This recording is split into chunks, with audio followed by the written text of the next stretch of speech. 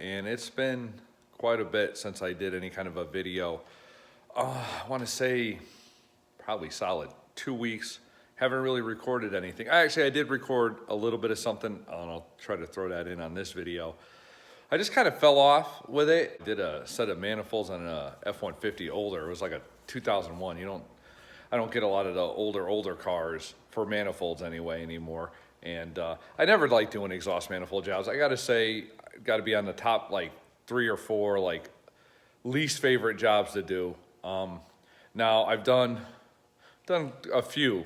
I can't say I'm like a manifold expert, but I've done quite a few of them over the years. Sometimes I think I psych myself out and make it worse than it is, because I've done some sets and they go not too bad. This set that were already broken, but they weren't flush. I had 3 that were broken.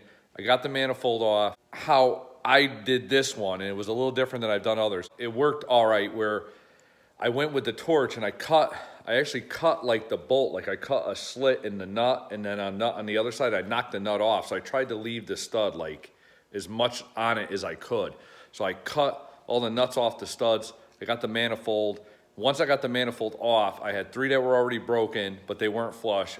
I had to drill 3 of them. I hate, like most times I do manifolds, I try to get I don't like drilling. It worked out fine, but I've worked with people where I've seen them drill into the water jacket of the head. That you got to be careful with. So, I had that job. Then I did a motor swap on like an '07 Malibu, and there wasn't really nothing to write home about. We got the whole coronavirus thing going on, and people are, I think people are kind of freaked out. I'm trying not to be freaked out. Be careful, sanitize, put a mask on for other people in public. It's really, I don't get too caught up about getting it, but people are getting really sensitive about being out in public. So if me wearing the mask, they feel better. I see people not wearing the mask. It doesn't really bother me. I don't want to go out of my way to say, hey, you should be wearing a mask. Kind of believe in trying to police myself and let the masses, do what they got to do. So then, what else have we been working on? Well, let's go to what we got here. All right, so about 3.5 to 4 hours in, pulling out this 12 valve that's going to be going into a swap project I'm doing on a 2008 F-250. So here it is. So this is what that 12 valve's going into. Now that's a 94 12 valve P-pump motor, out of an automatic 2-wheel drive Dodge diesel.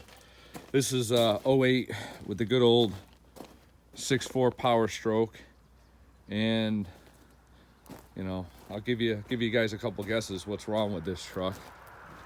But those guys who know these trucks, they probably already know what's wrong. The motor's bad. It runs. This truck will run. It's got a hole in the block. It's got like a little viewing window in there. So I bought this. I bought this right around. It was after the new year. It took a few weeks of putting the deal together and getting the truck shipped out here. And maybe I'll do a video when I do a real, in-depth walk around on the truck. But what I decided to do was just rip off the front. So I basically took all the front stuff out. I saved everything. I didn't hack it apart like a junkyard. I don't know what I'm gonna have to reuse, what I'm not gonna have to reuse. So I figure intercooler, radiator, AC condenser, AC lines, all that stuff I wanted to save. I didn't want to hack it up. So that's the pile of junk. All that stuff is just scrap. That's the pile of the stuff I want to save. So I got all that stuff off the front here. That took a couple hours, not too bad. Drained all the fluids out. Started working underneath it, getting the torque, getting the Bellhausen bolts, torque converter bolts, whatnot. And then I was looking at it and I was like, wow, that oil pan is really, really under that cross member. Like, this engine has to come up quite a bit to come out. And is in the truck, you only have like a couple inches. I mean, the cowl panel is right there on top. Barely even fit the chain in if you wanted to. I decided to do what I've done with Fords and just rip the cab off. I cut the e-brake cable. I unhooked all the harnesses because it wasn't too bad to just unplug them. Undid the master cylinder and undid the cab bolts, and it pretty much came right off. So that was the best course of action. Take a good look. It's kind of sketchy. And then look at that cab. Look at that rocker. We're definitely out. We'll just roll it back, lower it down. I'm gonna throw like 1 or 2 body mount bolts back in, and then hopefully get some junkyard to come haul it out of here and just get rid of it. Here's where we're at. 4 hours or so into it, and ended up pulling the cab, and I think that was the right call. So after I had gotten the 12 valve out of the original truck it came in, I was trying to get it started just this last Saturday, and I was priming the pump, and I had my fuel can hooked up. So I'm priming the pump, I had my fuel can hooked up, and I could see the fuel coming up the line. I had a clear line, and then all of a sudden it would drop down. It would build and it would stop. So took the high pressure pump off, or it's not the high pressure pump, but the lift pump, transfer pump, whatever you want to call it. Took that off, took it apart. I found a one-way valve. It was stuck. So the fuel would come up and it'd just run back down with gravity. So I fixed that, and I clamped the return line.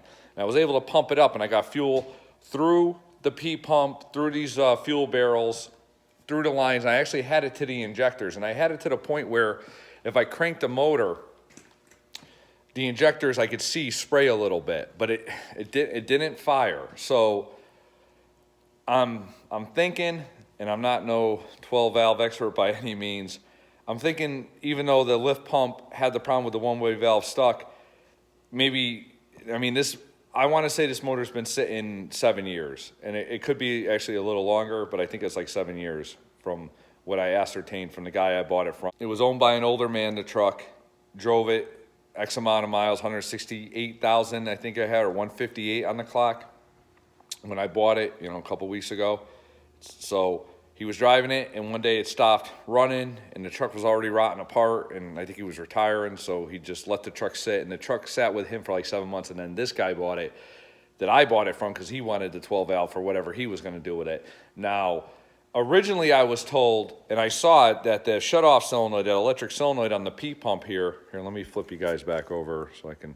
There's an electric solenoid that goes on these that shuts off the fuel. It pushes this lever down, and that kills the pump. So that's what shuts it off when you hit the key on the Dodge. So that solenoid was messed up. So I think the guy I bought it from assumed that solenoid, because it was messed up, was the problem why it didn't run. But I honestly think it's what I found with that one-way valve that was stuck, that wasn't letting this prime. Either way, he technically never saw it run. Now, I bought this thing dirt cheap. I am still confident, even though I haven't had great success, and it seems like everybody else that ever buys these 12 valves, they pull them out of a swamp, for God's sakes, and then they pump the thing, they throw fuel, and it fires right up. I'm not having that kind of luck with mine as of yet. So I did get fuel from that pump after I blocked off that line, see the clamp on it, and after I, fixed that one-way valve and I primed up that pump. I did get fuel through the pump, through the barrels, into the lines, and I actually got it to the injectors, but I don't think it's producing enough for it to fire.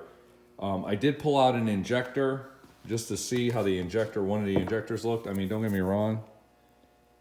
The tip looks dirty, but I don't think that's bad enough where it wouldn't fire. So I have to order that pump, and I'm on the fence of which one I'm going to order. Guys like, oh, buy the original Cummins. Yeah, they're all made in China, and there's if you guys watching this know anything about these motors, there's a huge debate on those pumps. Like, you buy the original Cummins, but it's not made in the USA, it's made in China. And then Carten, I think, was one of the original manufacturers, and you could still buy a Carten pump, but that's already, or Carten or whatever the name is, but that's still made in China. And then Power Driven Diesel, they sell like a hot rodded pump. Now, from the research I did, a hot rodded pump is one of these pumps with a Comp Cams heavy duty valve spring put into it, and it makes the pump really push the fuel, and supposedly under higher RPM you'll get better fuel to the pump. Like, a lot of guys with these, they'll have maybe 15, 20, 25 psi when it's running, but as they start really spooling them up and getting them going, their fuel will drop off because that pump can't keep up with it.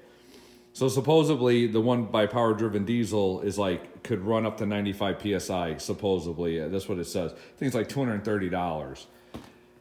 So I'm thinking about buying a decent replacement pump, like $100 pump and then just buying the comp cam valve spring and hot rodding it myself, because I don't know, like the power driven diesel, they have a lot of cool stuff. They have some other stuff I'm going to buy for this engine to go into the truck. So the only thing they don't say, like, they call it the hot rod pump, but they don't say exactly what they did to the pump. Like, I don't know if they just throw a spring in it, or do they throw a spring and they put a bigger plunger? Do they, like, there's holes inside that pump? Do they drill them? Do they make them bigger? They don't really say exactly. They just say it could flow up to this much. So anyway, long story short, I need to replace that pump, however which way I do it, and then try it again. I had taken the fuel lines off because, like I said, I wanted to pop out one of the injectors, and I may just go ahead, pull them all out, maybe let them soak in a container with something for the nozzles, let the nozzles soak, maybe it'll get some of the crap off of them. But I don't think the injectors are stopping it from firing. Now, I do want to change the injectors. That was another thing I was debating about. I don't know if I'm going to buy them. I was thinking like, oh, maybe I'll buy the pump and I'll buy the injectors that I want, and I'll throw those in all at the same time and then get it to start. But I think I could get it to start with the injectors I got. And I really got to see it run before I start buying injectors and other stuff, because I mean, people say, oh, these are, by and large opinion, the most reliable diesels, they made, as far as if you're picking out, I mean, we're not talking big equipment. We'll just talk the top three. You got Ford, Chevy, Dodge, right? Well, Ford uses the International for most of their years, and the International motors are good. They're pretty reliable, but especially you got to get the turbo ones, the Power Strokes, because the other ones are dogs.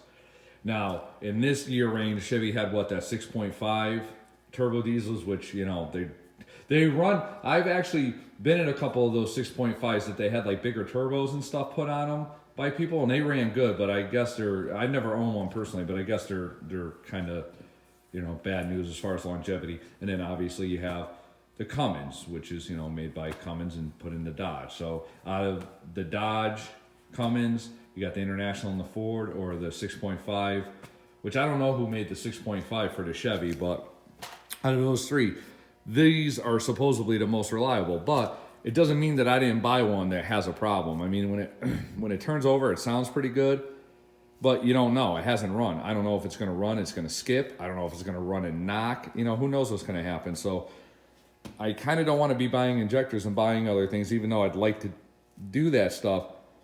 I'm not convinced if I have to do a full rebuild on this engine. Now, if it runs good and it doesn't seem to have any running issues, I want to do a few things to it. So when I put it in that truck, it's not a total dog, because this thing does not make the power stock that 6.4 makes stock. So to try to make the truck somewhat comparable and drive it like I want it to drive, I'm going to have to do some improvements. But, it's going to really stink if I buy, $450 set of injectors and I get the motor started and it's knocking, or it's got some other issue I'm not aware of yet. And then it's like, okay, well, now I got to rebuild the motor. I'd rather spend that money on rebuilding the motor. I could do injectors down the road. The key is getting the motor reliable so I could put it in the truck, do what I can do on my budget, but not blow it just to bolt parts on. Like, if you could take this thing from the 160 horse I think it's rated at, and you could get it up to bumping the timing, doing the fuel bowl delete, doing better plumbing, doing a better little lift pump.